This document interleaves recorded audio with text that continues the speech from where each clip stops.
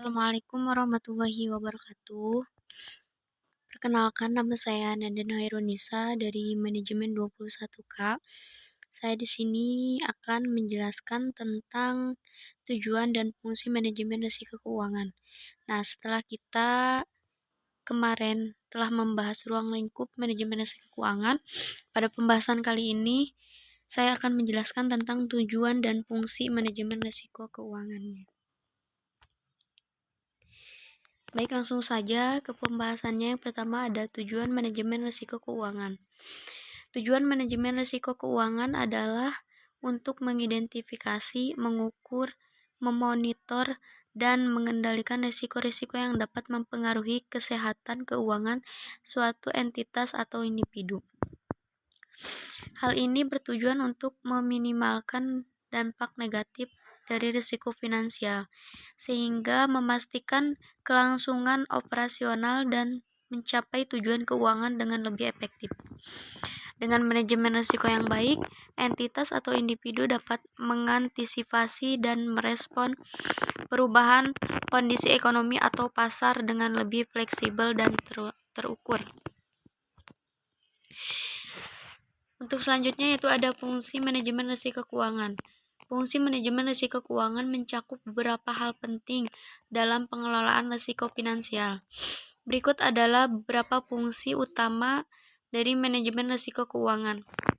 Yang pertama ada mengidentifikasi risiko. Mengidentifikasi potensi risiko yang dapat mempengaruhi keuangan suatu entitas atau individu, baik dari internal maupun eksternal. Yang kedua, evaluasi dan pengukuran risiko. Mengukur dampak finansial dari risiko-risiko yang telah diidentifikasi. Hal ini dapat dilakukan dengan menggunakan alat-alat seperti analisis statistik, model matematis, atau teknik evaluasi risiko lainnya. Yang ketiga ada penetapan toleransi risiko. Menetapkan batasan atau level toleransi terhadap risiko yang dapat diterima oleh entitas atau individu. Hal ini membantu dalam menentukan sejauh mana risiko harus dikurangi atau dihindari. Yang keempat, pengembangan strategi pengelolaan risiko. Merancang dan mengimplementasikan strategi untuk mengelola risiko-risiko yang telah diidentifikasi. Ini dapat meliputi metode transfer risiko, mitigasi risiko, atau retensi risiko. Yang kelima, pelaksanaan tindakan pengelolaan risiko.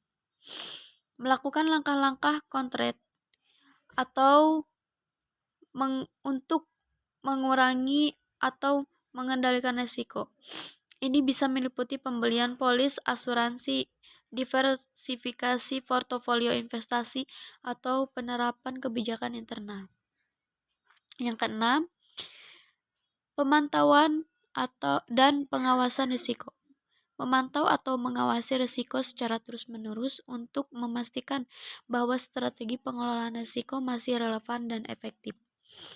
Jika ada perubahan dalam kondisi pasar atau ekonomi, strategi ini perlu disesuaikan. Yang ketujuh, pelaporan dan komunikasi risiko. Nah, memberikan laporan berkala kepada pihak terkait, termasuk manajemen tingkat atas dan pemangku kepentingan tentang status risiko dan efektivitas strategi pengelolaan risiko. Yang kedelapan, edukasi dan pelatihan. Nah, memberikan pelatihan dan edukasi kepada staf atau individu terkait tentang pentingnya manajemen risiko dan bagaimana mereka dapat membantu dalam melaksanakan strategi pengelolaan risiko. Yang kesembilan yaitu yang terakhir, evaluasi pasca kejadian risiko. Melakukan evaluasi setelah terjadinya risiko untuk memahami apa yang dapat dipelajari dan kejadian tersebut dan apakah strategi pengelolaan risiko yang ada masih relevan. Nah, dengan melakukan fungsi-fungsi di atas secara efektif, manajemen risiko keuangan dapat membantu suatu entitas atau individu untuk mengelola risiko dengan lebih terkendali dan meminimalkan dampak negatifnya terhadap keuangan.